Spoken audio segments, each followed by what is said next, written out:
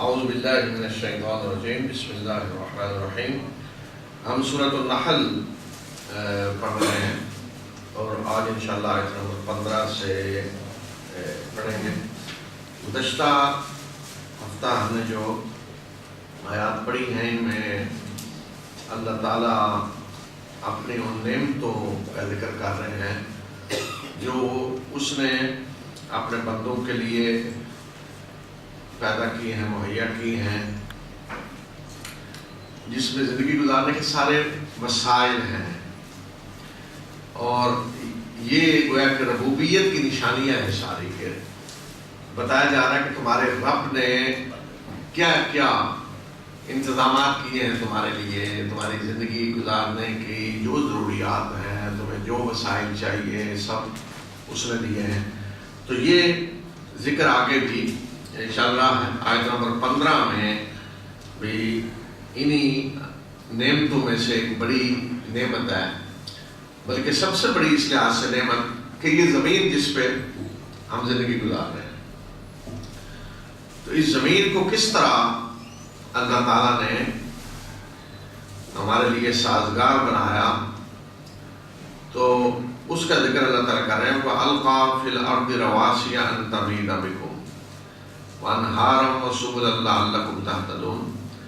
اس نے زمین میں پہاڑ کاٹ دیے کہ اس لیے کہ کہیں یہ تمہیں دیکھ کر لڑک نہ جائے، اور نہریں جاری کر دی اور راستے بنا دیے تاکہ تم راہ پاؤ، وعلامات اور بھی بہت سی علامتیں رکھیں، وبالنجم هم يهتدون اور ستاروں سے بھی تم راستے معلوم کرتے ہو۔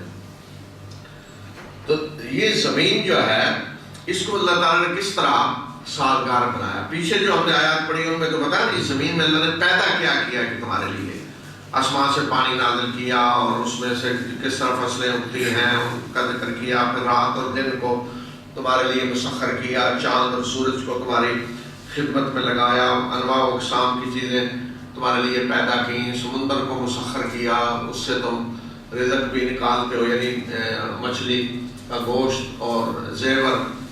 تو وہ یہ تو سب کچھ تھا جو زمین کے اندر سے ہمیں مل رہا ہے، اسی زمین کے اوپر سمندر ہے، یہ زمین اپنے خزانے اگل رہی ہے، فصلیں اگا رہی ہے، یہ تو وہ نعمتیں تھیں۔ اور اب بتایا کہ خود یہ زمین جو ہے اس کو کس طرح اللہ تعالیٰ نے تمہارے لیے سازگار بنایا کہ تاکہ تم اس کے اوپر رہ سکو، زندگی گزار سکو۔ یہ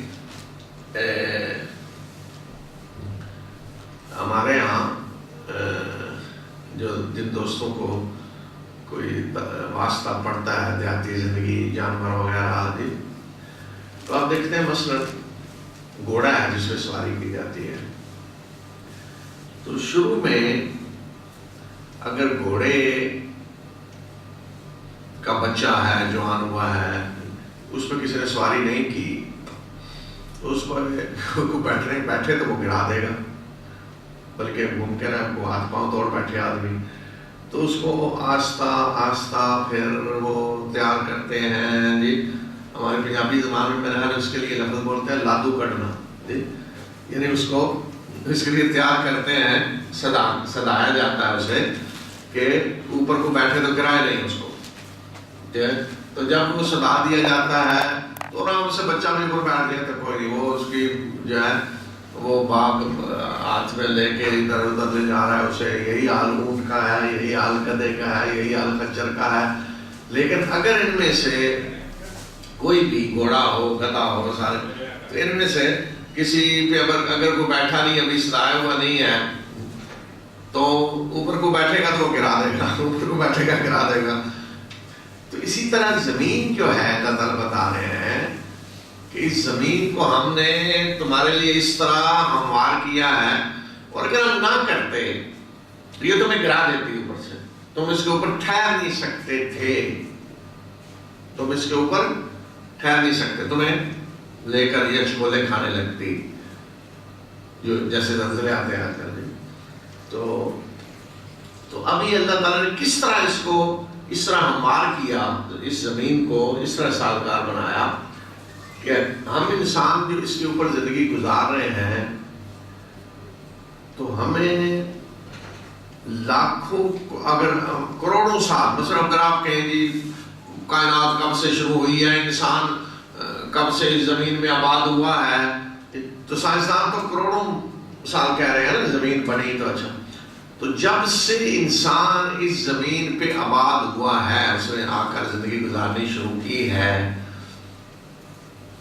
تو انسان کو پتا تھا، اس وقت انسان کو پتا تھا کہ جس زمین پہ میں زندگی گزار رہا ہوں یہ گھوم رہی ہے. یعنی کتنی تیز رفتار سے یہ سورج کے گرد گھوم رہی ہے اور خود بھی گھوم رہی ہے. یہ ایسے جیسے وہ گیند ایسے بھی گھومتا جا رہا ہے اور ایسے خود بھی گھوم رہا ہے، خود بھی، اور ساتھ ساتھ دوڑ بھی رہا ہے. اور ایک تو وہ زمین اپنے گرد چکر اور پھر سورج کے گرد چکر کتنی تیز رفتاری سے جی، اور اس کے اوپر انسان ہے. تو انسان کو میرا خیال ہے کہ باقاعدہ قرآن نے تو یہ بتا دیا آج سے 14 سال پہلے. ظاہر ہے کہ انبیاء کے پاس جو علم ہے وہ تو اللہ تعالیٰ نے اول روز سے بتا دیا زمین کیسے ہے کہ کیا ہے. قرآن میں آپ 14 سال پہلے بتا دیا کہ زمین اور سارے سیارے گردش کر رہے ہیں، کل فی فلک یسبحون، اور سیارہ اپنے اپنے مدار میں تیر رہا ہے. لیکن عام انسانوں کی سوچ کیا تھی؟ مذہبی جو مذاہب انسان نے بنائے ہوئے ہیں، حتیٰ کہ جو آسمانی مذاہب جنہیں آپ کہتے ہیں عیسائی یہودی، تو وہ بھی جب انبیاء کی ہدایت کو انہوں نے چھوڑا تو ان کے ہاں بھی یہی تصور آ گیا تھا زمین کے بارے میں. یہ تو نہیں کہتے زمین کی گھوم رہی ہے. ہمارے مسلمان جن کی کتاب نے بتا دیا 14 سال پہلے کہ وَكُلٌّ فِي فَلَكٍ يَسْبَحُونَ، تو میرا خیال ہے کوئی 100 سال پہلے مسلمان علماء ماننے کے لیے تیار نہیں تھے. کئی علماء تو کتابیں لکھ دیں کچھ 50 سال پہلے بھی کہ نہیں جی ہم نہیں مانتے زمین گھوم رہی ہے. تو باقی تو ہر ساری دنیا کیا تھا زمین کے بارے میں کیا تھا کہ جس زمین پہ ہم ہیں یہ زمین یا تو کسی جگہ پہ پڑی ہے جیسے یہ ٹیبل ہے جس کے اوپر ایسے، یا تصور عام یہ تھا بچپن میں ہم بھی سنتے تھے یہ کسی جانور کے سینگوں پہ ہے ساری زمین. یہی تھا نا مذہبی تصور تھا. مذہبی جانور، کوئی جانور ہے جس نے اپنے سینگوں پہ زمین کو اٹھایا ہوا ہے، اور زلزلے کیوں آتے ہیں وہ سینگ بدلتا ہے تو زلزلہ آتا ہے. تو کوئی سوچتا بھی نہیں تھا کہ یہ زمین جس پہ ہم زندگی گزار رہے ہیں یہ حرکت کر رہی ہے. صرف حرکت، کوئی نہیں مانتا. اور یہ تو الگ بات ہے کہ وہ حرکت کتنی تیزی سے کر رہی ہے اپنے گرد بھی اور پھر سورج کے گرد بھی. یہ آج آپ یہ سمجھیں کہ جیسے کہ جہاز ہزاروں میل کی رفتار سے جا رہا ہے اور ساتھ ساتھ خود بھی کلاماتیاں بھی کھاتا ہے اور وہ بال کی طرح گیند جی بڑا، اور اس کے اوپر یہاں سارے بیٹھے ہوئے ہیں اور بال گھوم رہا ہے فضا میں، اور جو اوپر بیٹھے ہیں انہیں پتہ ہی نہیں کہ یہ گھوم رہا ہے، مطلب احساس ہی نہیں ہو رہا. یہ تو اب سائنسی ترقی ہوئی تو انسان کے پاس وسائل آئے کہ وہ فوٹو لی گئی زمین کی، پتہ چلا زمین تو گول ہے.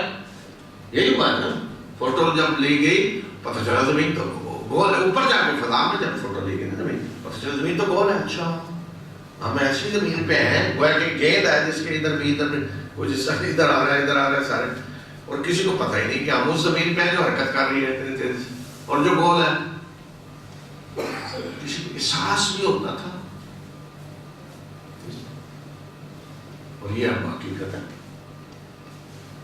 اب اس زمین کو کس نے اتنا پرسکون بنایا کہ اس کے اوپر بیٹھے ہوئے انسانوں کو احساس تک نہیں ہو رہا کہ یہ حرکت کر رہی ہے. یہ اللہ تعالیٰ بتا رہے ہیں ہم نے اس کو پرسکون بنایا ذرا برابر احساس بھی نہ ہو. جیسے یہ ٹیبل ہے نا، اب یہ ٹیبل ذرا ہلے تو یہ بوتل گر جائے گی، چائے اوپر گر جائے گی، یہ گر جائے گا، ایسے ہو. اب زمین زلزلہ جب آتا ہے ہلکا سا بھی کیا ہوتا ہے کم سے کم بھی ہو تو چیزیں یہاں کھڑ کانپنے لگیں گی، یہ کانپنے لگیں گی، کم از کم تباہی نہ ہو تو کم از کم. لیکن وہ تو ایک لمحے کے لیے، ایک سیکنڈ، چند سیکنڈ ہوتا ہے. لیکن عام اس میں کیا ہے، انسان کو احساس ہوتا ہے کہ زمین ذرا بھی کوئی لڑکھڑاہٹ نہیں، پرسکون، بالکل کوئی چیز جان ہے جس جگہ کو ذرا ہلتی بھی نہیں ہے. تو اللہ تعالیٰ بتا رہا ہے کہ ہم نے اس کو کس طرح پرسکون بنایا کہ یہ اتنی تیزی سے اپنے گرد بھی گھوم رہی ہے اور سورج کے گرد بھی گھوم رہی ہے. اس کے لیے اللہ تعالیٰ فرما رہے ہیں وَأَلْقَى فِي الْأَرْضِ رَوَاسِيَ، کہ اللہ نے، تمہارے رب نے زمین میں پہاڑ گاڑ دی. القا، اوپر سے کچھ ایسے گاڑی. رواسی اصل کہتے ہیں جیسے ایک گاڑی ہوئی چیز کو، اور جس طرح ہوتا ہے نا جہاز کا لنگر، پہلی جہاز کا لنگر اسے ہلنے نہیں دیتا، ورنہ موجیں اسے لے جائیں اٹھا کے لنگر، یا میغ. اور دوسری جگہ قرآن میں اللہ تعالیٰ نے انہی پہاڑوں کو بتایا کہ یہ جو ہیں، یہ پہاڑ کیا ہیں، اوتاد، والجبال اوتاد، میخیں ہیں. اور یہاں کہا کہ رواسی، رواسی سے تھوڑا پہاڑ ہے، وَأَلْقَى فِي الْأَرْضِ رَوَاسِيَ، کہ زمین میں اس نے پہاڑ گاڑ دیے. تو اب یہ بھی ثابت ہے کہ پہاڑ ایسی چیز ہے کہ جو گاڑے گئے ہیں اوپر سے. جتنا پہاڑ اوپر نظر آتا ہے اسی طرح نیچے بھی، بعد میں نیچے زیادہ ہوتا ہے یا اتنا کم از کم نیچے بھی ہوتا ہے. پہاڑ ایسی چیز ہے کہ آپ میل گاڑتے ہیں تو اتنی اگر اوپر نظر آ رہی ہے تو اتنی اندر بھی ہوتی ہے نا، نیچے لکڑی میں ہو، مٹی میں ہو، جہاں بھی. تو پہاڑوں کو اللہ تعالیٰ نے کہا کہ یہ میخیں ہیں، اوتاد کہتے ہیں میخ. اور یہاں اسی کو کہا کہ رواسی، پہاڑ گاڑے اللہ نے، یعنی میخوں کی طرح گاڑ دیے. تو اب مقصد یہ بتایا کیوں پہاڑ گاڑے ہیں. اس لیے کہ یہ زمین تمہیں لے کے کہیں لڑک نہ جائے، اس کا بیلنس صحیح رہے، بیلنس خراب نہ ہو. تو گویا کہ اس زمین کا بیلنس جس چیز نے صحیح رکھا ہوا ہے وہ کیا ہے، پہاڑ ہے. اچھا، یہ چیز ہے کہ بیلنس کیا ہوتا ہے. ممکن ہے کہ ہم میں سے جس نے کبھی گاڑی کا ویل بیلنس نہیں کرایا اسے کوئی سمجھ نہیں آئے گی ویل بیلنس کیا چیز ہوتی ہے. ویل بیلنس کیا ہوتا ہے، اور ویل بیلنس نہ ہو تو ہوتا کیا ہے. مثلا آپ کی گاڑی کا ویل بیلنس نہیں ہوا تو گاڑی وائبریشن کرے گی، اسٹیئرنگ آپ کا کیا ویل بیلنس نہیں ہے. اور اگر الائنمنٹ نہیں ہے تو وہ دائیں بائیں کھینچ لے گی، ادھر جا رہی ہے ادھر چھوڑے ذرا تو آپ کو دبا کے رکھنی پڑے گی، ادھر جا رہی ہے ادھر. اور ویل بیلنس نہیں ہے تو پھر کرائے گی. تو اب آپ نے کبھی دیکھا ہوگا دوستوں گاڑی کے یہ ویل بیلنس کرتے کیسے ہیں کہ وہ ٹائر گھما رہے اور اس میں پھر ویٹ ڈالتے ہیں مختلف جگہوں پہ، چھوٹا چھوٹا اس کو ادھر کہاں ڈالنا ہے، ادھر مختلف جگہوں پہ ڈال کے ویٹ ہے. ویٹ جب ڈالتے ہیں تو بیلنس اس کا صحیح ہو جاتا ہے. پھر کیا ہے، کوئی ویل چل رہا ہے تو گاڑی آپ کی وائبریشن نہیں کر رہی. تو یہ اسی طرح اس زمین کا گویا کہ بیلنس اللہ نے برابر کیا ہے تاکہ چلتے ہوئے اس کا بیلنس صحیح ہو، تو اس کے اوپر کوئی وہ لڑکھڑاہٹ نہ ہو. تو وہ کس طرح اللہ نے وہ بیلنس صحیح کیا، پہاڑوں کے ذریعے. جیسے ویل میں مختلف جگہوں پہ ہم نے ادھر ویٹ ڈالا، پھر ادھر. تو اب کہاں پہاڑ ڈال کے بیلنس برابر کرنا وہ اللہ جانتا ہے. اللہ نے وہاں پہاڑ رکھے ہیں، مختلف جگہوں پہ رکھے ہیں تاکہ بیلنس صحیح رہے. تو یہ پہاڑوں کا مقصد اللہ تعالیٰ نے بتایا کہ پہاڑ کیوں گاڑے ہیں زمین میں. اگر پہاڑ نہ ہوتے تو بیلنس صحیح نہ ہوتا زمین کا، اور اس میں اوپر کوئی چیز زندگی نہیں گزاری جا سکتی تھی، انسان چل ہی نہیں سکتا تھا. آپ جہاز میں دیکھیں نا، جب آپ اٹھ کے چل رہے ہوں تو بعض دفعہ آدمی کا بیلنس صحیح نہیں ہوتا، وہ چل ہی نہیں سکتا، جہاز فضا میں ہے، روڈ پہ بھی تو نہیں رکھے اس کو جھٹکے لگے، فضا میں پھر بھی آپ سیدھے نہیں چل سکتے. لیکن یہ زمین ہزاروں میل کی رفتار سے چل گھوم رہی ہے اور گردش اپنے گرد کر رہی، لیکن انسان اس کے اوپر سکون سے چل، اسے پتہ بھی نہیں تھا کچھ عرصہ پہلے تک کہ جس زمین میں میں چل رہا ہوں، لیٹ رہا ہوں، بیٹھا ہوا ہوں، یہ دوڑ رہی ہے، پتہ ہی نہیں تھا، گھوم رہی ہے، پتہ ہی نہیں تھا. تو یہ قدرت ہے اللہ تعالیٰ کی، علم حکمت قدرت سب ثابت ہو. اللہ کا علم کس طریقے سے زمین کا بیلنس برابر رکھا ہے، اللہ کی عظیم قدرت، حکمت، ربوبیت، اس کی رحمت کہ اس نے زمین کو سازگار بنا دیا انسانوں کے لیے، پہاڑ کا رکھا. پھر دیکھیں کہ یہ پہاڑ ٹھیک ہے ضرورت تھی بیلنس برابر کرنے کے لیے، لیکن انہی پہاڑوں سے پھر اور کام بھی اللہ تعالیٰ نے لیے. ایک تو ہے چلو جی پہاڑ بیلنس برابر کرنے کے لیے تھے، ایک ویٹ کے طور پہ ڈال دو پہاڑ، لیکن انہی پہاڑوں کے اندر اللہ نے خزانے مختلف رکھ دیے. ان پہاڑوں کو گویا کہ ویئر ہاؤس بنا دیا، اسٹور بنا دیا کہ کسی میں سونا بھرا ہوا ہے، کسی میں تانبا بھرا ہوا ہے، کسی میں جی اس میں کوئلہ ہے، کسی میں کیا کیا چیزیں ہیں. وہ خزانے ان کے اندر اللہ نے رکھ دیے ان پہاڑوں کے اندر کہ وہ خزانے بھی نکالتے رہو ان سے. عظیم قدرت ہے اللہ تعالیٰ کی. تو یہ حکمت ہے پہاڑوں کی کہ پہاڑ کیوں اللہ نے گاڑے ہیں میخوں کی طرح، کہ تاکہ ایسا نہ ہو کہ زمین لڑک جائے، تمہیں لے کر گرا دے، تمہیں زلزلہ دے، بیلنس برابر نہ ہو تو زندگی نہ گزار سکو. اچھا پہاڑ جو ہیں، پھر پہاڑوں کے ساتھ نہروں کا ذکر کیا، وانہارن، نہریں بھی جاری کی. پہاڑوں کے پچھلے ہفتے میں نے بتایا تھا بارش جب ہوتی ہے تو نظام اللہ نے جو بنایا ہے تو برف باری ساری پہاڑوں پہ ہوتی ہے، اور جتنے دریا ہیں، نہروں سے مراد یہاں ہماری وہ اردو والی نہریں نہیں، نہروں سے مراد یہاں دریا ہیں. نہر کا لفظ ہم عموماً چھوٹی نہر کے لیے ہم دریا کہتے ہیں، بڑے نہر تو عربی میں نہر دریا بھی نہروں میں آتا ہے. دریا سب یا بحر ہے یا نہر ہے، وہ ہے تو بحر ہے سمندر، اور نہر دریا سارے دریا کو ہے، دریا اللہ نے بنا دی. اردو میں نہر ہمارا اور ہے دریا، فرق ہے نہر دریا. تو عربی میں نہر جب کہیں گے دریا اس میں مراد لیے جاتے ہیں. دریا بنا دیے پہاڑوں کے ساتھ، دریاؤں کا ذکر. کیوں؟ کہ دیکھ لیں کہ جتنے دریا ہیں دنیا میں سب پہاڑوں سے نکل کے آ رہے ہیں.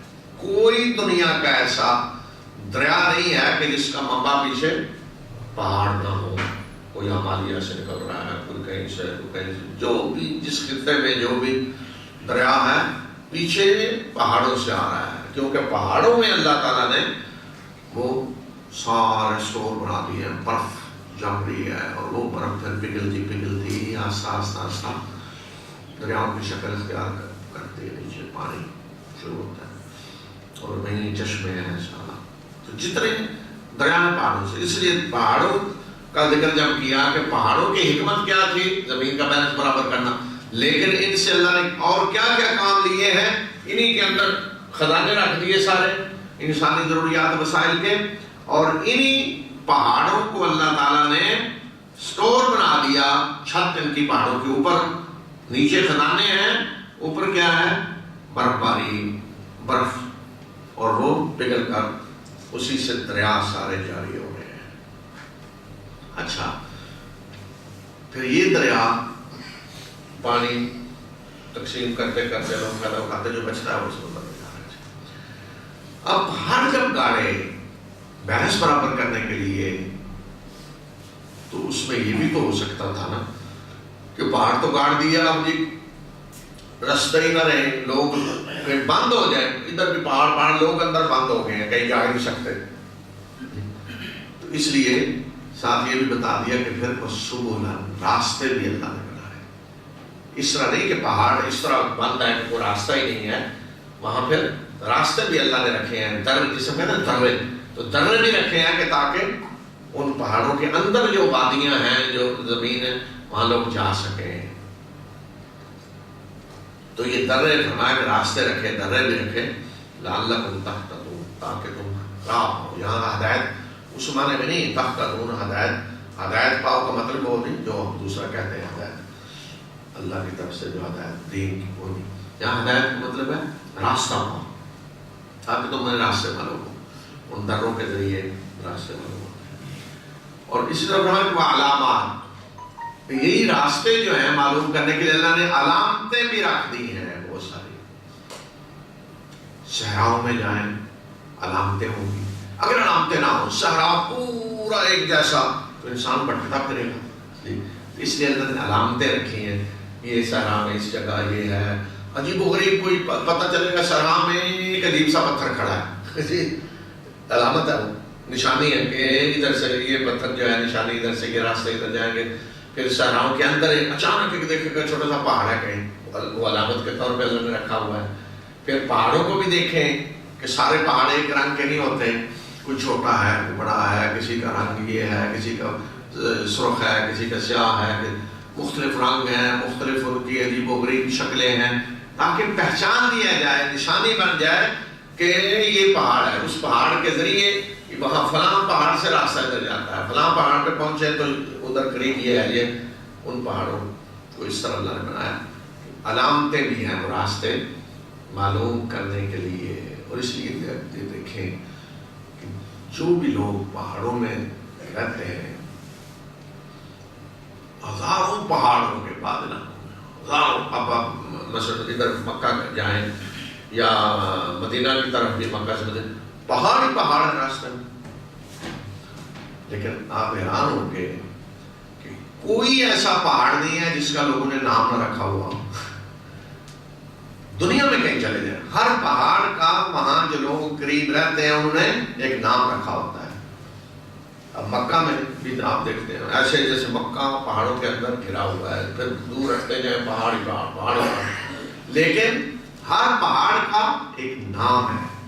اب تو پتہ نہیں لوگوں کو یاد، پہلے ہر پہاڑ کا ایک نام ہوتا تھا، فلاں پہاڑ کا یہ نام ہے، فلاں دیکھتے ہیں یہ جبل نور ہے، یہ جبل قبیس ہے، یہ فلاں، ہر پہاڑ کا ایک نام ہوتا تھا. علامتیں ہیں، فلاں پہاڑ فلاں پہاڑ کے پاس سے گزرا، فلاں، وہ نام لوگوں نے رکھے ہوتے ہیں ہر پہاڑ کے. اور نام بھی کب رکھ سکتے ہیں؟ جب ہر پہاڑ دوسرے سے الگ ہو، شکل میں الگ ہو، رنگ میں الگ ہو. یہ اللہ کا. تو اس لیے فرمایا کہ ان پہاڑوں کو علامتیں بھی بنا دیا اللہ نے. وَبِالنَّجْمِ هُمْ يَهْتَدُونَ، کہ ستاروں سے بھی وہ راستے معلوم کرتے ہیں. اچھا اب تو انسان کے پاس آ کے بڑے وسائل، اب تو کیا ہے، آپ کسی کہتے ہیں ذرا جی لوکیشن بھیج دیں مجھے، جی یہاں پہنچ گیا نا، اب تو ترقی کہ لوکیشن بھیج دیں اور اس کے بعد وہ آپ کو سیدھا وہ گائیڈ کیا جا رہا ہے، دائیں ہو جائے بائیں ہو جائے، ادھر مڑ جائیں ادھر مڑ جائیں ادھر مڑ جائیں. حال یہ ہو گیا. اب انسان ترقی کرتے کرتے یہاں پہنچ گیا. لیکن اس سے پہلے جب کسی نے لمبے لمبے سفر کرنے ہیں، دن کو تو علامتیں، اور راتوں کو سفر کرنے ہیں تو پھر علامتیں رکھ دی نا. علامات دن کو ہیں، علامتیں نظر آ رہی ہیں آپ کو، یہ پہاڑ ہے، یہ درہ ہے، یہ نشانی، یہ صحرا، یہ ادھر علامتیں ہوں گی. تو رات کے اندھیرے میں آپ کیا کریں گے؟ اس میں اللہ نے اوپر نشانیاں رکھ دی، رہنمائی کے لیے اوپر نشانیاں رکھ دی. وہ کیا تھے؟ ستارے. ان ستاروں سے بھی لوگ کیا کرتے تھے؟ راستے معلوم کرتے تھے. ان ستاروں سے لوگ وقت بھی معلوم کرتے تھے رات کو. اللہ کی قدرت دیکھیں کہ دن کو اللہ نے وقت کے لیے کیا رکھ دیا؟ سورج. اب تو ہمارے سامنے کہیں لگی ہوئی ہے نا، اب یہ فوراً رات کو تو گھڑی دیکھیں، دن کو جب چلے، اب موبائل کے آپ کے ٹائم ہر لمحے ایک ایک منٹ میں آپ دیکھیں گے کیا ٹائم ہو رہی ہے ٹائم. تو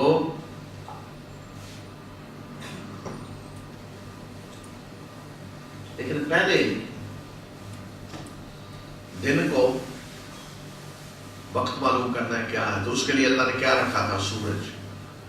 اب جی سورج طلوع ہوا ہے، اب جی یہاں پہنچا ہے، یہ دعا ہے جسے ہم کہتے ہیں اشراق، پھر یہ چاشت، اب جس ادھر زوال سر پہ آگے ہوا، زہر آ گئی، پھر یہ سورج جب غروب ہو گیا، وہ سورج ٹائم بتا رہا ہے، وہ سایہ اس کا بتا رہا ہے ٹائم یہ ہو۔ اور رات کو کیا کریں، کیسے وقت معلوم کریں کیا ٹائم ہو گیا؟ تو رات کو اللہ تعالیٰ نے ستارے جو ہیں ان کا طلوع و غروب ایسے نظام بنایا ہوا ہے کہ اس کے ذریعے بھی وقت معلوم ہوتا ہے۔ لوگ صرف ستارے کو دیکھ کے بتا دیتے تھے اس وقت رات کا 1 بجا ہے، فجر طلوع ہونے والی ہے، ابھی رات آدھی رات ہو گئی ہے، ابھی سحری سے اتنا ٹائم باقی، ستارہ دیکھ، یہ ستارہ غروب ہو گیا یہ ٹائم، یہ ستارہ طلوع ہوا یہ ٹائم ہو گیا ہے۔ تو یہ ستارے اللہ تعالیٰ نے رات کو ٹائم بتانے کے لیے اس ماہ میں ستارے رکھ دیے، اور دن کو ٹائم بتانے کے لیے کیا رکھ دیا؟ سورج، اور تاریخ بتانے کے لیے کیا اللہ نے رکھا؟ چاند۔ سورج تاریخ نہیں بتا سکتا آپ کو، سورج روزانہ ایک ہی شکل میں طلوع ہوتا ہے۔ آپ کہہ سکتے ہیں کل کا سورج الگ گیا اور آج کا الگ، ایک ہی شکل ہے نا، تو اس سے آپ تاریخ تو نہیں معلوم کر سکتے۔ لیکن چاند کو اللہ تعالیٰ نے اس طرح بنایا کہ روزانہ شکل بدلتا ہے وہ، جس سے آپ تاریخ معلوم کرتے ہیں۔ پرانے لوگ چاند دیکھ کر آج 14ویں کا چاند آج 15ویں کا، آج چاند کی دوسری ہے تیسری ہے، بعض دفعہ چاند طلوع ہوتا ہے نیا، تو بعض لوگ دیکھ نہیں ہے یہ آج کا نہیں لگتا، یہ تو 2 دن کا لگتا ہے جی، تو وہ روزانہ شکل بدلتا ہے نا۔ تو چاند کو اللہ نے بنا دیا کس کام کے لیے؟ تاریخ معلوم کرو اس سے، تاریخ۔ سورج کو تاریخ معلوم کرنے کے لیے نہیں بنایا، سورج کو بنایا کس لیے؟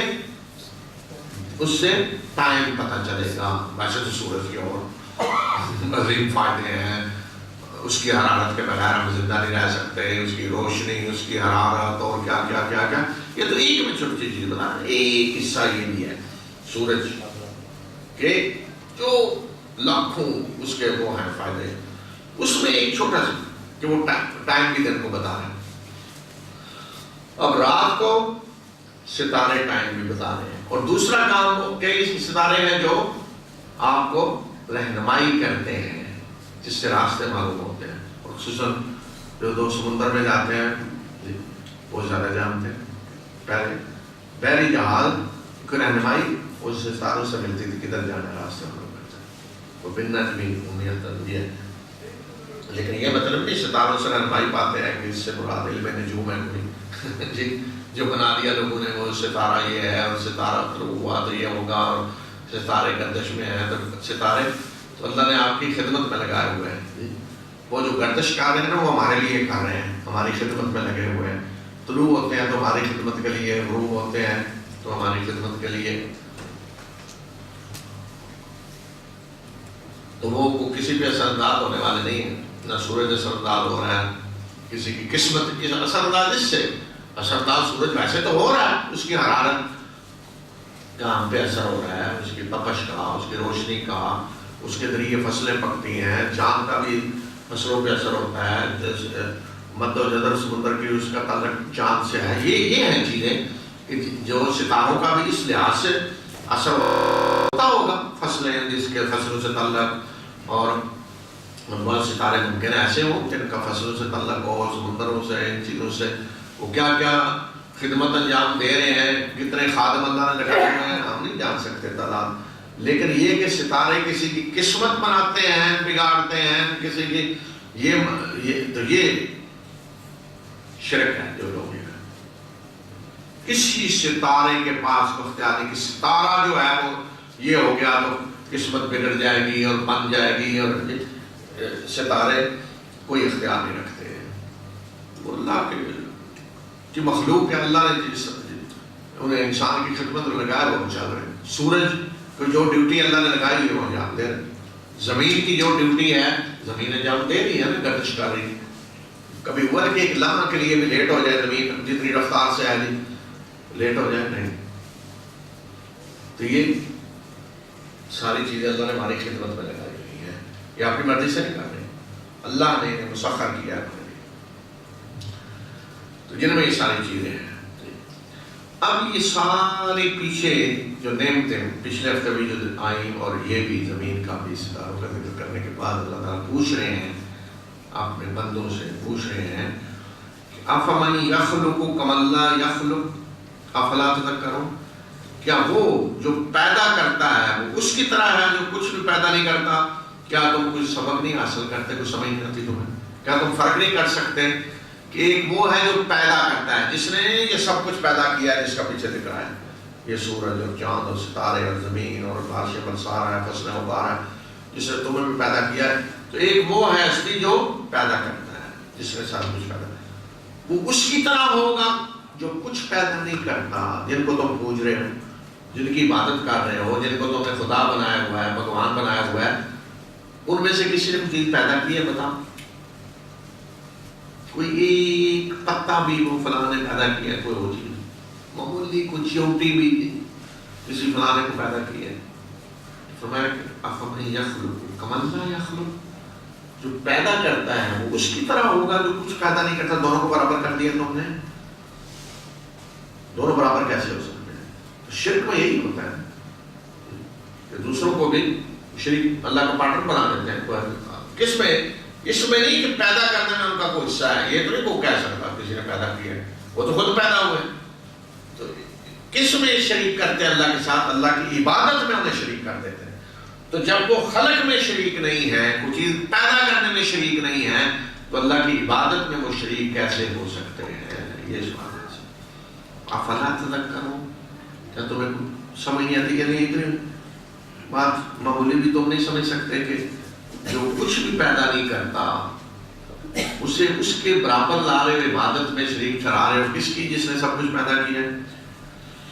وَإِن تَعُدُّوا نِعْمَةَ اللَّهِ لَا تُحْصُوهَا إِنَّ اللَّهَ لَغَفُورٌ رَحِيمٌ، اور اگر تم اللہ کی نعمتوں کو گننے لگو تو تم انہیں شمار نہیں کر سکتے، بے شک اللہ بخشنے والا مہربان ہے۔ تو یہ تھوڑی سی نعمتیں اللہ نے بتائی ہیں جو پیچھے سے فرمایا کہ اتنی نعمتیں ہیں اس کی، وَإِن تَعُدُّوا نِعْمَةَ اللَّهِ لَا تُحْصُوهَا، کہ اگر تم انہیں گننے لگو شمار نہیں کر سکتے۔ تو یہ تو تھوڑی سی ہیں جو اللہ نے بتائی، تھوڑی سی۔ باقی نعمتیں اس کی ظاہری باطنی وہ نعمتیں جو ہمیں پتہ ہے فلاں چیز ہمیں یہ فائدہ پہنچا رہی ہے، جن کا ہمیں پتہ ہی نہیں کہ کیا کیا اللہ کی نعمتیں ہیں جن سے ہمیں کیا کیا فائدہ پہنچ رہا ہے۔ وَإِن تَعُدُّوا نِعْمَةَ اللَّهِ لَا تُحْصُوهَا، کہ اگر تم ان کو گننے لگو، شمار کرنے لگو، شمار نہیں کر سکتے۔ فرمایا کہ اللہ بخشنے والا مہربان ہے۔ یہ تو کہا کہ اللہ بخشنے والا مہربان ہے کہ اگر اس کے باوجود کہ اس نے اتنی نعمتیں تمہیں دی ہیں کہ تم شمار کرنا تو شمار نہیں کر سکتے، پھر بھی تم اس کی ناشکری کرتے ہو، تو پھر بھی وہ رحمان ہے، اس کی رحمت ہے، وہ تمہیں مہلت دے رہا ہے، ڈھیل دے رہا ہے، معافی مانگتے ہو، توبہ کرتے ہو، توبہ قبول کرتا ہے۔ اللہ کی رحمت ہے، وہ بخشنے والا ہے۔ یعنی اگر کوئی شرک کر رہا ہے تو توبہ کرے تو بھی اللہ گناہ معاف کرنے والا ہے۔ تو اس لیے فرمایا کہ اللہ بخشنے والا اور مہربان ہے۔ اور ساتھ ہی واللہ یعلم ما تسرون وما تعلنون، اور اللہ جانتا ہے جو تم چھپاتے ہو جو ظاہر کرتے ہو، اس سے کوئی چیز تمہاری چھپی ہوئی نہیں ہے۔ جو تم چھپاتے ہو، نہیں چاہتے کہ کسی کو پتہ چلے، وہ ساری چیزیں بھی اللہ جانتا ہے، یعنی تمہارے راز یا وہ اعمال، وہ کام جو لوگوں سے چھپے ہوئے ہیں وہ اللہ سے نہیں چھپے ہوئے، اور جو ظاہر کرتے ہو انہیں بھی اللہ جانتا ہے۔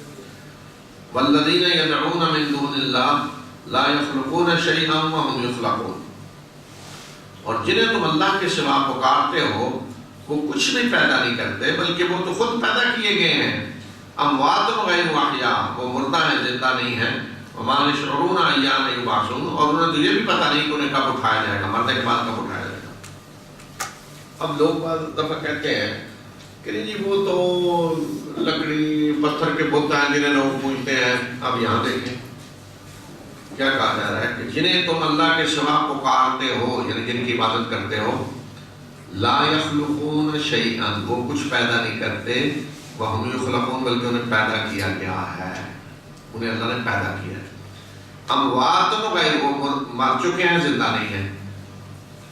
تو کن کے بارے میں؟ انسانوں کے بارے میں کہا جا رہا ہے۔ تو کن کو پوجا گیا، کن کی عبادت کی گئی؟ جو فوت ہو چکے تھے۔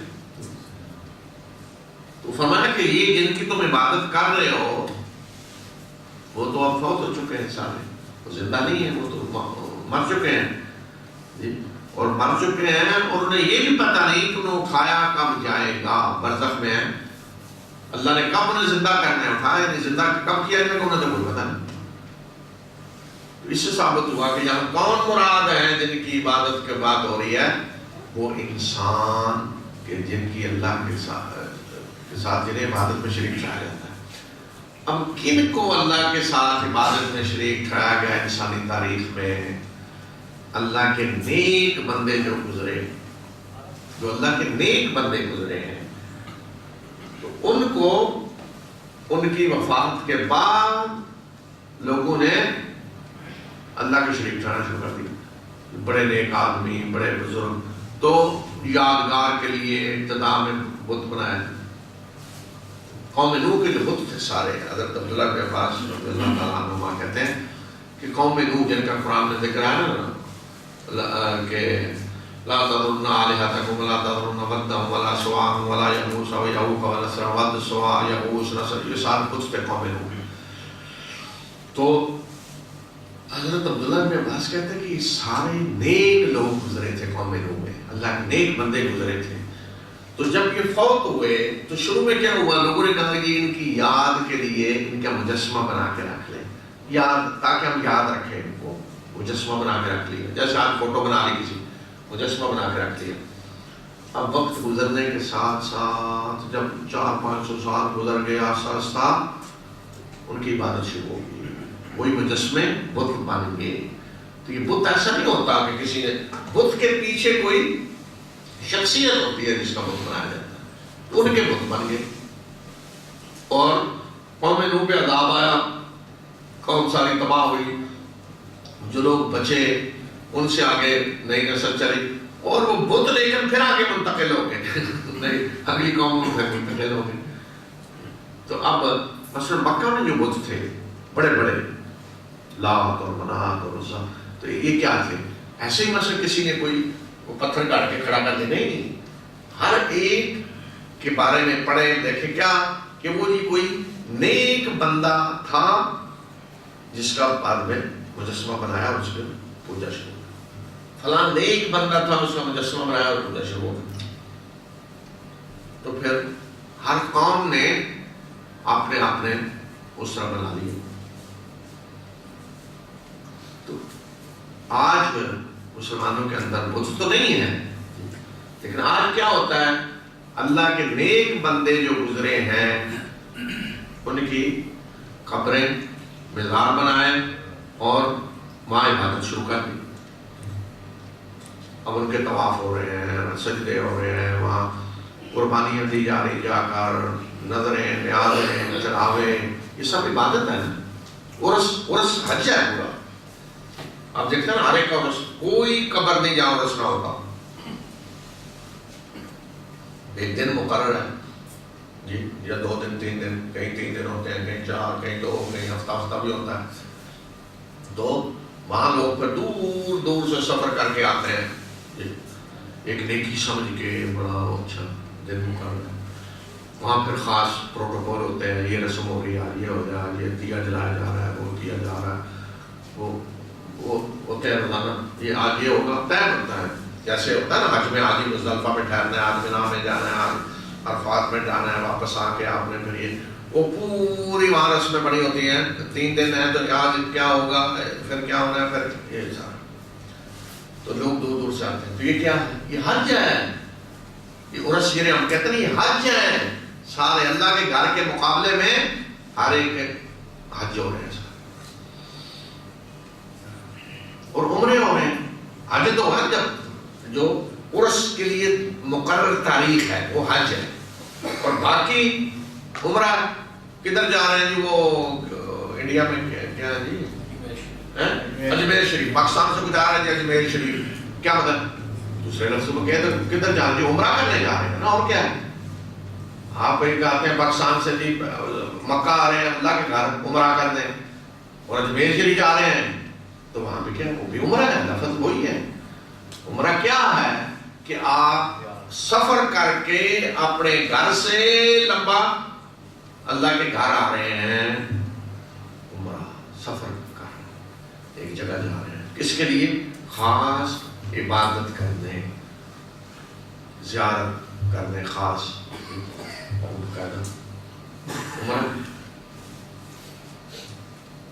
تو عمرے اور حج آج مسلمان کا عبادت اتنا بڑا مقابلہ، اور پھر فخر سے کہتے ہیں. اب دیکھیں نا حضرت حسین رضی اللہ تعالیٰ عنہ عظیم ہستی، اللہ کے رسول صلی اللہ علیہ وسلم کے نواسے، تو کوئی شک ہے کسی کو ان کی عظمت، ان کی بزرگی، ان کا تقویٰ، ان کا مقام مسلمانوں کے ہاں، امت کے ہاں.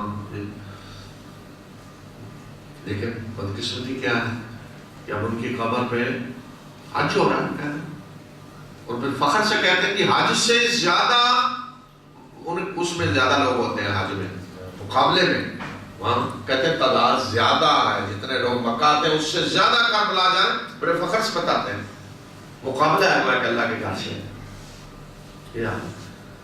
یا کسی اور بھی اسی طرح ہوگا، فلاں جگہ اتنے لاکھوں لوگ آ رہے ہیں جی، وہ ان کا حج ہو رہا ہے.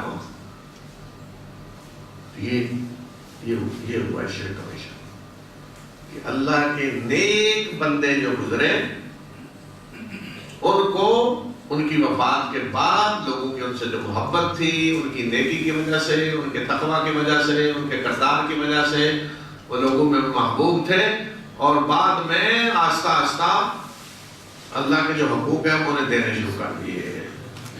ان کی قبر پہلے بت بنایا، اب قبر مزار بنایا، اور اس میں عمرہ اور حج اور پھر قربانیاں اور نظریں اور نیازیں اور وہ سب شروع ہو گئی. تو یہ ہے اللہ فرمانے کہ جنہیں تم اللہ کے سوا پکارتے ہو، جن کی عبادت کرتے ہو، ان سے مانگتے ہو. اب دیکھیں یہاں بیٹھے ہو، بلکہ عادت یہ ہو گئی ہے، بعض آپ کلپ آج کل یوٹیوب پہ آتے ہیں، سنتے ہیں آپ، جو ایسے تو لطیفہ لگتا ہے لیکن یہ حقیقت ہے، یہ ہو رہا ہے، ملن ہو رہا ہے. کہ مثلا ایک آدمی مکہ ہے، عمرہ کرنے کعبہ کے پاس کھڑے ہو کے فون کر رہا ہے اپنے والدہ کو، وہ داتا صاحب جا کے نا ذرا میرے لیے دعا کر دینا، یا داتا صاحب یہ چڑھا دینا، میں پہنچ گیا ہوں یہاں خیریت سے. اللہ کے گھر پہنچ کر وہاں سے فون کر رہا ہے داتا صاحب جا کے کر دعا، اللہ کے گھر نہیں وہاں سے کر رہے. یہ ہو رہا ہے یہ دعا. اب یہاں بیٹھے وہ پکار رہے ہوتے ہیں، پاکستان بیٹھا کسی کو پکار رہا ہے، وہ انڈیا میں ہے، انڈیا میں بیٹھا پکار رہا ہے، پاکستان میں ہے، کسی کو پکار رہے ہیں، وہ مصر میں ہے، وہ یہ سب کہتے سن رہے ہیں ہماری دعائیں، اور وہ سنتے ہیں، جانتے ہیں وہ سب. تو یہ اللہ جی نے یہ جاؤں نا جنہیں تو اللہ کے سوا پکارتے مانگتے ہو، جن سے لا یخلقون شیئا وهم یخلقون، وہ تو کچھ بھی پیدا نہیں کرتے بلکہ خود پیدا کیے گئے ہیں، اور وہ مر چکے ہیں، زندہ نہیں ہیں. وما یشعرون ایان یبعثون، اور انہیں پتہ نہیں کہ انہیں کب ملکمان اٹھایا جائے گا. اب یہ تو تھا جو ہو رہا ہے، لوگ کر رہے ہیں. اس کے بعد فرمایا کہ سنو اصل حقیقت کیا ہے، الہکم الہ واحد، تمہارا معبود ایک ہی معبود ہے، ایک ہی الہ ہے جسے حق ہے اس کی عبادت کی جائے. لا الہ، کوئی الہ، کوئی خدا نہیں ہو سکتا، کوئی بھگوان نہیں، کوئی خدا نہیں، کوئی دیوتا، کوئی دیوی، کچھ نہیں. لا الہ، کوئی خدا نہیں، الا اللہ، سوائے اللہ کے. الہکم، تمہارا الہ کہتے ہیں جس کی عبادت کی جائے، جس سے محبت ہو، جس سے تعلق ہو، جس سے دعائیں مانگی جائیں، جو مشکلیں حل کرے، جو آپ کی بگڑی بڑھائے، تقدیر آپ جس کے ہاتھ میں ہے، اختیارات ہیں جس کے ہاتھ میں، جو غیبی طریقے سے مدد کرتا ہے. تو وہ فرمایا کہ الہکم الہ واحد، الہ تمہارا ایک ہی ہے. یہ تو نے جو باقی الہ بنائے ہوئے نا، یہ سب کوئی ایسے. تو یہ جتنے بت ہوتے تھے نا، انہوں نے سارے کو الہ کہتے تھے، وہ ہر ایک الہ ہوتا تھا. مثلا لات الہ ہے، منات الہ، عزا الہ، یہ سب ایک ہی الہ تھے. ان کی جمع تھی آلہہ، یہ سب آلہہ خدا سارے. ان کی جب نفی کی، اب کیوں وہ لڑ رہے مسلمانوں کو برداشت نہیں کر رہے لا الہ الا اللہ، ساری نفی کر دی، کوئی الہ نہیں، ختم کے تم بناوا کوئی ان میں سے کچھ نہیں. جیسے کوئی بس سارے کسی کے کئی ہندو ہیں اور 100 بھگوان ہیں ان کے، تو وہاں جا کے کوئی بھگوان نہیں، کچھ نہیں، تو سارے ہمارے بھگوانوں کو کیا کر دیا جی، اٹھ کے لڑیں گے نہیں. یہ کہہ رہے کوئی بھگوان نہیں ہے. تو وہ چاہیے تھا فرمایا کہ الہکم الہ واحد فالذین لا یؤمنون بالآخرہ قلوبہم منکرہ وہم مستکبرون. اور جو لوگ آخرت پر ایمان نہیں رکھتے ان کے دل منکر ہیں اور وہ گھمنڈ میں مبتلا ہیں. لا جرم ان اللہ یعلم ما یسرون وما یعلنون. یقیناً اللہ جانتا ہے جو وہ چھپاتے ہیں جو وہ ظاہر کرتے ہیں. انہ لا یحب المستکبرین. حقیقت یہ ہے کہ اللہ تکبر کرنے والوں کو پسند نہیں کرتا. تو فرمایا کہ جو آخرت پر ایمان نہیں رکھتے ہیں ان کے دل منکر اور گھمنڈ میں مبتلا ہے. اصل چیز کیا ہے؟ اللہ پر ایمان کے ساتھ جو سب سے بڑی چیز ہے آخرت پر ایمان، کہ مرنے کے بعد اٹھنا اللہ کے سامنے پیش ہونا. اب جب کوئی یہ مانتا ہو کہ میں نے مرنے کے بعد اٹھنا اللہ کے سامنے پیش ہونا، تو وہاں پہ ڈرے گا نا اللہ کے سامنے پیش ہونا ہے تو کیا جواب دوں گا اور صاف ہونا ہے اور ڈر ہوگا نا کچھ نہ کچھ. لیکن جو مانتا ہی نہیں آخرت کو، کہتا ہے جی بس مر گئے مٹی ختم چلا دیا، کوئی آخرت نہیں، نہ مرنے کے بعد اٹھنا ہے نہ کوئی حساب دینا ہے، تو اسے آپ ڈراتے رہے، وہ ڈرے گا کسی سے نہیں، اسے آپ کچھ سمجھائیں نہیں سمجھے گا. اس لیے فرمایا کہ اصل مسئلہ یہ ہے کہ جو لوگ آخرت پر ایمان نہیں رکھتے ان کے دل منکر ہیں، انکار کرنے والے ہیں اور وہ گھمنڈ میں مبتلا ہے. اللہ نے جو دنیا میں دے رکھا ہے دولت طاقت، اس کی وجہ سے گھمنڈ ہے. لیکن فرمایا کہ حقیقت یہ ہے کہ جو کچھ وہ چھپاتے ہیں اور جو ظاہر کرتے ہیں اللہ جانتا ہے. نہیں وہ مانے یا نہ مانے حساب تو دینا ہے، اللہ کے سامنے پیش ہونا ہے، اور جس کے سامنے پیش ہونا ہے اس سے ان کی کوئی چیز چھپی ہوئی نہیں ہے. تو فرمایا کہ یہ بتا دیں کہ مستکبرین کو اللہ پسند نہیں کرتا، جو تکبر کرنے والے ہیں، جنہیں گھمنڈ ہے اپنی بڑائی کا. اور تو مستکبرین اللہ کے سامنے جب پیش ہوں گے تو حساب دینا ہے کس کے سامنے کھڑے ہو کر کہ جس سے کوئی چیز چھپی ہوئی نہیں ہوگی. تو ان مستکبرین کے بارے میں فرمایا کہ ابھی ان کا حال دنیا میں ان کا حال کیا ہے کہ ان کے سامنے اللہ کے رسول ان کے سامنے قرآن سنا رہے ہیں، ان کو اللہ کا پیغام انہیں سنا رہے ہیں جی. تو ان کا کیا حال ہے کہ اس قرآن کے بارے میں ان کی رائے کیا ہے؟ وَإِذَا قِيلَ لَهُمْ مَاذَا أَنزَلَ رَبُّكُمْ قَالُوا أَسَاطِيرُ الْأَوَّلِينَ. کہ جب انہیں کہا جاتا ہے کہ تمہارے رب نے کیا نازل کیا، تو کہتے ہیں وہ جی پہلے لوگوں کے قصے کہانی. یعنی اللہ کے رسول نے قرآن سنا رہے ہیں تو ان سے جب پوچھا جاتا ہے کہ تمہارے رب نے کیا نازل کیا، تو کہتے ہیں بس وہ قصے کہانیاں ہیں پہلے لوگوں کی. کچھ قرآن کو کہہ رہے ہیں قصے کہانی. کیا مطلب؟ یہ بڑے بڑے لوگ تھے جو سردار لیڈر، ہم لوگ پوچھتے کہ یہ مکہ میں تو وہی آدمی آتا پھر سردار کے پاس کہ وہ جی یہ جو کہہ رہے ہیں کہ میں اللہ کا رسول ہوں، تو یہ سنا رہے ہیں کچھ کلام کہہ رہے ہیں، تو یہ کیا ہے؟ وہ جی قصے کہانیاں ہیں کچھ پرانے لوگوں کی. تو یہ بڑے بڑے لیڈر عوام کو اس طرح گمراہ کرتے ہیں. تو فرمایا کہ لِيَحْمِلُوا أَوْزَارَهُمْ كَامِلَةً يَوْمَ الْقِيَامَةِ وَمِنْ أَوْزَارِ الَّذِينَ يُضِلُّونَهُمْ بِغَيْرِ عِلْمٍ أَلَا سَاءَ مَا يَزِرُونَ. تاکہ یہ اپنے بوجھ بھی پورے کے پورے اٹھائیں قیامت کے دن، اور ان لوگوں کے بوجھ کا حصہ بھی کہ جنہیں یہ بغیر علم کے گمراہ کرتے ہیں. سن لو کہ بہت برا بوجھ ہے جو یہ اٹھا رہے ہیں. تو فرمایا کہ یہ جو کچھ کر رہے ہیں تو اس کا نتیجہ کیا نکلے گا کہ ایک تو یہ اپنے بوجھ بھی اٹھائیں گے، خود گمراہ ہیں، اور اس طرح کے بیان دے کر قرآن کو پرانے لوگوں کے قصے کہانیاں کہہ کر جو دوسرے عوام کو یہ گمراہ کر رہے ہیں بغیر علم کے، تو ان کے بوجھ بھی یہ اٹھائیں گے. اس کا مطلب ہے کہ انسان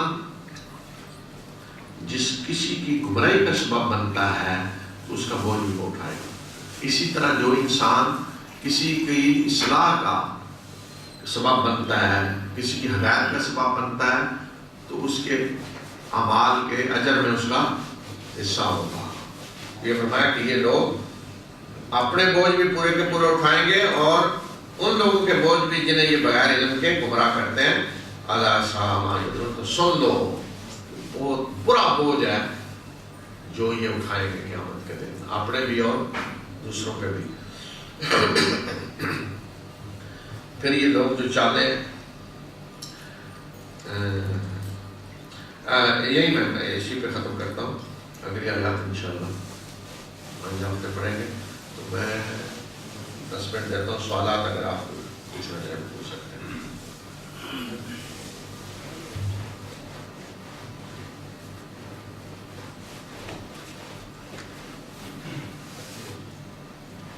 سعودی عرب میں بھی سر پہلے مزارات تھے؟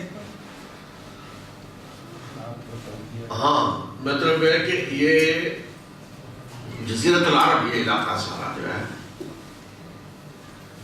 تو سعودی حکومت قائم ہونے سے پہلے مزار تھے یہاں، بلکہ میں جب یونیورسٹی میں تھا تو ہمارے پروفیسر بتا رہے تھے ریاض سے باہر ایک جگہ وہ کہہ رہے ہیں ایک درخت ہوتا تھا، تو لوگوں کا اعتقاد تھا شاید کہ کوئی صحابی اس درخت کے نیچے آ کے بیٹھے تھے نا، سارے علاقے میں صحابہ آتے رہے پھرتے رہے، یہی علاقہ ہے تاریخ میں سارا جس کا ذکر آتا ہے، صحابہ سب علاقوں سے گزرے آئے گئے، تو وہ کہتے ہیں کہ وہ اس درخت کے بارے میں کوئی اس طرح کا لوگوں کا تھا، تو وہ عورتیں جن کی اولاد نہیں ہوتی تھی وہ اس درخت سے آ کے جسم رگڑتی تھی کہ اس درخت سے جو جسم رگڑے گا اس کی اولاد مل جائے گی، تو اس طرح بہت کچھ ہوتا تھا۔ اسی طرح مزار بنے ہوئے تھے ادھر ادھر بہت سارے مختلف جگہوں پہ علاقوں میں، تو اس طرح شرک ہو رہا تھا، تو بعد میں اس میں پھر ایک تو دعوت کے ذریعے اس کو ختم کیا گیا، توحید کی دعوت پھیلائی گئی، لوگوں کو سمجھ آ گیا، تو پھر لوگوں نے خود ہی چیزیں وہ ختم کر دی۔ تو اصل چیز دعوت ہے جس کے ذریعے جب کسی کو سمجھ آ جاتی ہے کہ یہ شرک ہے اور توحید کیا ہے تو پھر یہ چیزیں خود ہی لوگ ختم کر دیتے ہیں۔ لیکن اگر کہیں لوگوں کو دعوت نہیں دی گئی، انہیں سمجھایا نہیں گیا کہ یہ شرک ہے، تو کوئی مثلا کو مزار کہیں گرا بھی دے لوگ پھر بنا لیں گے، زیادہ اچھا بنا لیں گے، جی پہلے سے زیادہ بڑا بنا دیں گے۔ تو اس لیے آج اگر یہاں کوئی اس طرح مزار نظر نہیں آتے جن میں اس طرح شرک ہو رہا ہو، تو وہ یہ نہیں کہ کوئی انہیں بس یہ گرا دیا گیا، تو مطلب لوگوں کے ذہن بدلے، انہیں پتہ چلا کہ شرک ہے، دعوت کے ذریعے انہیں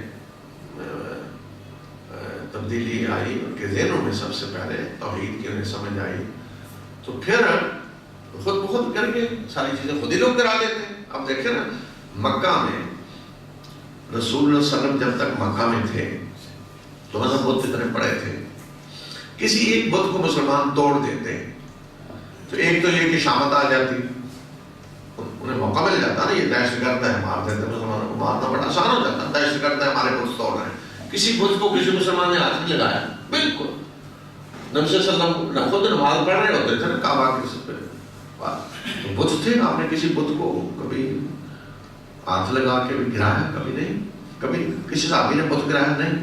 اچھا، ایک تو یہ کہ ویسے وہ قتل کرتے مسلمانوں کو، اگر ذرا بھی ہوتا ابھارتے، انہوں نے ہمارے بتوں کو توڑا ہے، یا بتوں کی گستاخی بھی کی ہے، ہمارے بت پہ گندگی پھینک دیا، تو پھر بھی خیر نہیں تھی مسلمانوں کے۔ اچھا، ایک تو یہ، دوسرا یہ کہ اگر مسلمان ان کے کوئی بت توڑ بھی دیتے تو دوبارہ بنا لیتے، دوبارہ بن جاتے، کوئی مسئلہ تھا نہیں، دوبارہ بن جاتے، بلکہ زیادہ اچھے ممکن ہے سونے کے بنا کے رکھ دیتے۔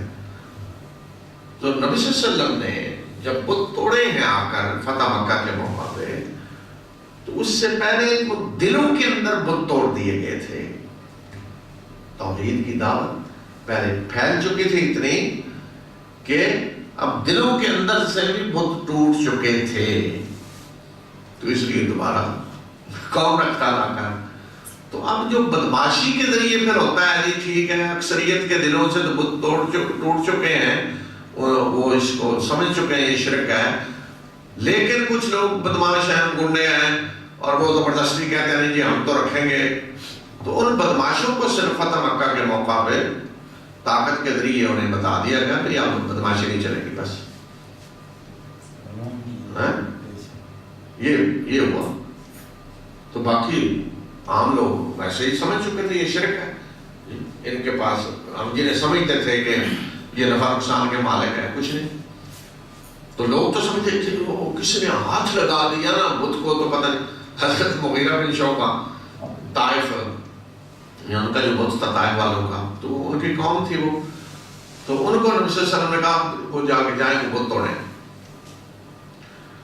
تو لوگوں نے وہ طائف والوں نے کہا تھا، جب طائف والوں نے شرطیں رکھی تھی کچھ اسلام لانے کے لیے، اس میں پہلے انہوں نے کہا کہ ہم سود آرام نہ کیا جائے، شراب بھی آرام نہ کی جائے، زنا تب ہم اسلام لائیں گے. تو آپ نے کہا کہ یہ نہیں ہو سکتا، یہ کون سا اسلام ہے جس میں شراب کی بھی اجازت ہے، زنا بھی آرام نہیں ہے، اور سود بھی آرام نہیں ہو. اسلام کوئی کون سا اسلام ہے، یہ نہیں ہو سکتا. تو خیر وہ کیا کرتا ہے، غیر مشروط طور پر انہوں نے اسلام قبول کر لیا. لیکن کہا جی ایک کام ہے، وہ کیا، ہمیں یہ نہ کہا جائے کہ بت اپنا توڑے. ڈرتے تھے نا پتہ نہیں وہ ہاتھ لگایا تھا، تو آپ کہا کہ یہ کام ہم کر لیں گے، یہ آپ کو ضامت نہیں دیں گے. تو پھر مغیرہ پہلے ایمان لا چکے تھے اسی قوم کے فرد سے. آپ نے انہیں کہا کہ بت توڑ دیں گے. اوکے، لوگ جمع ہو گئے اور انہوں نے کہا وہ ہاتھ لگایا تو پتہ نہیں کیا ہو جائے گا، اور یہ بت مار دے گا ان کو، جیسے وہ تو بت کی مار پڑ جائے گی، ہاتھ ٹوٹ جائے گا، بندہ مر جائے گا، پتہ نہیں کیا. تو ذہن میں تھا لوگوں کے، انہوں نے کہا تماشا دیکھتے ہیں. لوگ جمع ہو گئے ساتھ. تو حضرت مغیرہ نے اپنے ساتھیوں کو کہا، انہوں نے کہا میں تھوڑا سا تماشا کروں گا، پریشان نہ ہونا، انہیں بیوقوف بناؤں گا ذرا تو پریشان نہ ہونا. تو انہوں نے وہ کدال تھی جو ماری نا، تو مارتے ہی گر پڑے فوراً خود، تڑپنے لگے. انہوں نے کہا ہاں دیکھا ہے نا، دیکھا ہے نا، ہم کہتے نہیں تھے، صحیح ثابت ہو گیا نا جب ہم کہتے. تو جب اچھی طرح انہوں نے شور مچا لیا، واہ واہ نعرے لگائے ہوں گے، واہ واہ واہ ہو گیا. تو مغیرہ اٹھے، اللہ اکبر کہتے ہوئے دوسری ضرب لگائی اور اس کو صفایا کر دیا، اور وہ دیکھ پھر آگے یہ کیا ہو گیا. تو یہ وہ تھا کہ خوف ہوتا تھا کہ بت کو ہاتھ لگایا تو پتہ نہیں کیا ہو جائے گا. وہ ڈر نکل گیا نا دلوں سے، ختم، پتہ چل گیا. وہ اٹھا کے پھینک رہے. مدینہ میں ایک صاحب تھے بزرگ، تو ان کے بیٹے دونوں مسلمان ہو گئے. تو باپ بوڑھا باپ، بوڑھے لوگ بڑی مشکل سے ذہن بدلتا ہے. تو وہ بت روزانہ نا وہ اپنا ہاتھ کو رکھا ہوتا. تو بیٹے نے ایک دن باہر پھینکا ہے، پھر باپ اٹھا کے لے آیا، پھر باپ پھینکا ہے، وہ ایک دن گندگی میں جا پھینکا، پھر بھی باپ اٹھا کے لے آیا، تو پھر صاف صاف کر کے پھر رکھ لیا. تو آخر آستہ آستہ پھر بیٹوں نے کہا کہ بھائی دیکھو ابا جان، کہ ہم اسے پھینک کے آتے ہیں گندگی میں، تو اٹھ کر نہیں آ سکتا، تو آپ کو کیا فائدہ پہنچائے گا یہ. تو پھر کرتے کرتے آستہ آستہ ابا جان کو سمجھ آئی. لیکن وہ بیٹوں کو تو تک سمجھ آ چکی تھی. تو جس بت کو روزانہ وہ باپ کے ساتھ مل کے پوچھتے ہوں گے، اب وہ بت ان کے لیے کیا اٹھا کے گندگی میں پھینک رہے، خود ڈر ختم. یہ ہوتا ہے کہ جب توحید کی دعوت آ جاتی ہے دلوں میں، پتہ چل جاتا ہے کہ کوئی دنیا میں نقصان نہیں پہنچا سکتا آپ کو، نفع نقصان اللہ کے ہاتھ میں ہے. کوئی نہ آپ کا رزق چھین سکتا ہے، نہ زندگی آپ کی ختم کر سکتا ہے، نہ آپ کو کوئی بیماری دے سکتا ہے، نہ نقصان. کسی کے ہاتھ میں کوئی اختیار اس دنیا میں نہیں ہے، سب کچھ اللہ کے ہاتھ میں ہے. کوئی اور نہیں ہے جو نفع پہنچا سکے، نقصان پہنچا سکے، کوئی آپ کی بگڑی بنا دے، کوئی کسی کے بعد کچھ نہیں. تو پھر کیا ہوتا ہے، خوف سارے ختم ہو جاتے ہیں. تو وہی جن سے ڈر رہے ہوتے ہیں انہیں اٹھا کے لوگ پھینک دیتے ہیں. یہ ہوتا ہے. تو یہ تو اللہ کے نیک بندے ہیں. آج بدقسمتی یہ ہے کہ جن کے قبروں پہ اس طرح شرک ہو رہا ہے، تو قیامت کے دن وہ تو برات کا اعلان کر دیں گے. ان کا تو قصور نہیں ہے، وہ تو برات کا اعلان کر دیں گے، اللہ ہمارا ان سے ہم نے نہیں کہا تھا. وہ ہم تو توحید کی دعوت دیتے ہیں. یعنی آپ دیکھیں جتنے بزرگ ہیں بڑے بڑے آج جن کے قبروں پہ یہ ہو رہا ہے، آپ ان کی دعوت دیکھیں، ان میں سے کئی شاعر ہیں، ان کی اشعار دیکھیں، توحید سے بھرے ہوئے شعر، توحید کی دعوت، شعروں کے اندر اللہ کی توحید کس طرح انہوں نے بیان کی ہے، اسی کی دعوت دیتے رہے. اور جب وہ فوت ہوئے تو شعر شروع کر دیا. تو اب ان کا کیا قصور ہے اس میں ظاہر؟ وہ تو یہ نہیں کہہ کے گئے تھے کہ ہماری اس طرح مزار بنانا اور پوجا کرنا اور یہ کرنا. تو وہ تو قیامت کے دن برات کا اعلان کر دیں گے، ہم نے نہیں کہا تھا، ہمارا ایسے کو لگ رہی ہوتا ہے یہ ہے نہیں. اب حضرت عیسیٰ نے تو نہیں لوگوں کو کہا تھا کہ مجھے خدا کا بیٹا بنا دیں. اسی لیے اللہ تعالیٰ سورہ مائدہ میں کہا ہے کہ اللہ تعالیٰ پوچھے گا انت قلت للناس اتخذونی وامي الہین من دون اللہ، کہ اللہ تعالیٰ عیسیٰ سے کہیں گے کہ تم نے لوگوں کو کہا تھا کہ مجھے اور میری ماں کو الہ بنا لینا، اللہ کے مقابلے میں خدا بنا لینا. میں کیسے یہ کہہ سکتا تھا؟ میں نے تو وہی کہا جو تو نے مجھے کہا کہ اللہ کی عبادت کرو جو تمہارا خلاف ہے، میرا خلاف ہے. تو اسی طرح اللہ کے سارے نیک بندے کہ اللہ پوچھے گا کیا آپ نے انہیں کہا تھا کہ یہ حرکتیں کرنا؟ وہ کہیں گے نہیں اللہ اب آپ جانتے ہیں ہم نے تو نہیں کہا. تو برات کا اعلان کرتے ہیں یہی ہوگا.